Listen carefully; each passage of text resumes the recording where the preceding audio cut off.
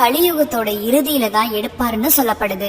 ஏன் அப்படின்னா இந்த அகிலத்தில் தர்மத்தின் இறுதி குருதி உள்ளவரை நான் அவதரிக்க மாட்டேன்னு சொல்லியிருக்காரு.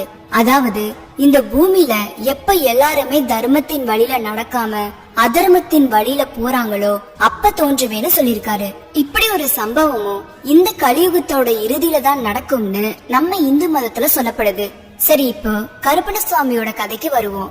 சபரிமலையில கருப்பண சுவாமியோட வேலை என்னன்னா, சுவாமி ஐயப்பனுக்கு கோவில் கட்டும் போது அந்த கோவில்ல புனிதமான சக்தி வாய்ந்த 18 படிகளை மன்னர் ராஜசேகரன் அமைச்சாரு. இது வெறும் சாதாரண 18 படிகள் இல்ல, தங்க கவசத்தால மூடப்பட்டிருக்கும். இந்த 18 படிகள் பல தத்துவங்களை விளக்குது. அது என்னன்னா, 18 தெய்வங்கள், 18 சித்தர்கள், 18 மலைகள், கீதையின் அத்தியாயம் 18, பாரத யுத்தம் நடந்ததும் 18 நாட்கள், இன்னும் பல தத்துவங்களையும் இந்த 18 என்ற எண்ணுக்கு உள்ளதால இந்த அனைத்து தத்துவங்களையும் உணர்த்தும் விதமாக 18 படிகளையும் செஞ்சாங்க.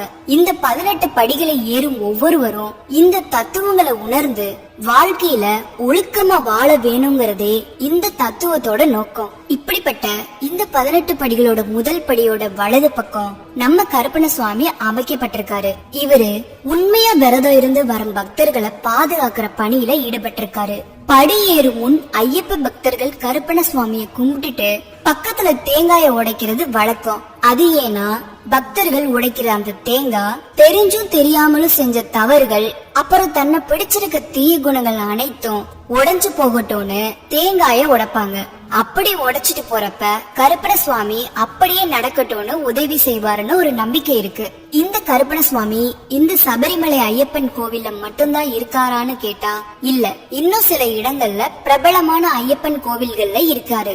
அதாவது ஐயப்பன் வாழும் அச்சன் கோவில்லையும் கருப்பசுவாமி ஐயப்பனோட சேனைகளுக்கும் பரிவாரங்களுக்கும் தலைவரா நிக்கிறாரு.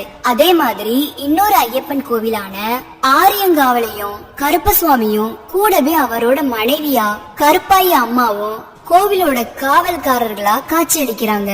ஐயப்ப பக்தர்கள் ஒழுக்கமான முறையில விரதம் கடைபிடிச்சு சபரிமலை ஐயப்பனை காண வரும்போது இடையில ஏதும் தடங்கள் வந்தா கருப்பண சுவாமி அவங்க கூட மாறு வேடத்துல வந்து உதவி செய்வாருன்னு சொல்லப்படுது. அதே சமயம் சபரிமலையில கருப்பண சுவாமி கோவிலுக்கு பக்கத்துல பாத்தீங்கன்னா மிகப்பெரிய நெருப்பு அகழி இருக்கும். அதுல எப்பவும் நெருப்பு எரிஞ்சுக்கிட்டே இருக்கும். அதுல பக்தர்கள் தாங்கள் கொண்டு வந்த இருமுடியில இருக்க நெய் தேங்காயை குரு சுவாமியோட வழிகாட்டுதலோட முறைய உடைச்சு நெய்யை எடுத்துட்டு அதுல தேங்காயோட 3 கண், அதாவது முக்கண் பகுதியை மட்டும் இந்த அகலியில போடுறது வழக்கம். இதோட பொருள் என்னன்னா, முக்கண் என்றால் சிவன் என்று அர்த்தம். ஜோதி